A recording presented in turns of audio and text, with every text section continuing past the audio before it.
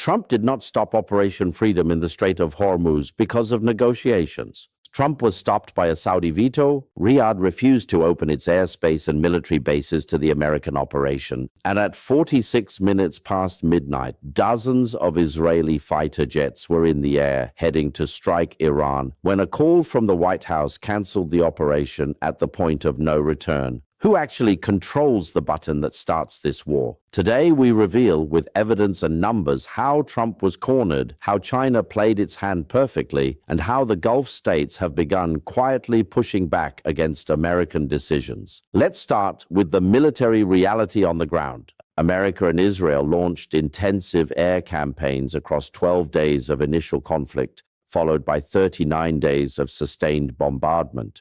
The stated objective was to destroy Iran's sensitive nuclear sites. But Western intelligence agencies and a Reuters report have now confirmed the uncomfortable truth. After all those days of relentless strikes, Iran's nuclear sites are intact. The enriched uranium is untouched. Intelligence estimates put Iran's timeline for producing a nuclear weapon at between 9 and 12 months, unchanged from before the war began. Total American air superiority, terrifying firepower, zero achievement against strategic targets, and here is why. Iran did not simply absorb the strikes. Iran managed this crisis with calculated firmness and strategic patience. Iranian leadership read the situation correctly from the beginning. They understood that surrendering quickly after the first strike would have cost them 8 times more politically and strategically in the long run. So they held firm, but they never cut the diplomatic thread. They raised the cost for America while keeping the negotiating door open until the very last moment.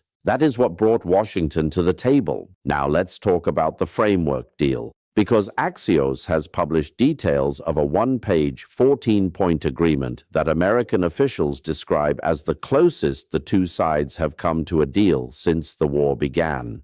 The framework includes an immediate end to the war upon agreement, a 30-day window for detailed negotiations to follow in either Islamabad or Geneva, suspension of uranium enrichment, lifting of American sanctions, and the reopening of the Strait of Hormuz. But serious sticking points remain. How long the enrichment suspension lasts, and what happens to Iran's existing stockpile of enriched uranium. These are not minor details. These are the issues on which the entire deal could collapse. Trump responded to the emerging framework in his typical style, threatening that if Iran agrees to the terms on the table, Operation Epic Fury ends. But if Iran refuses, the bombing returns at a level far more intense than before.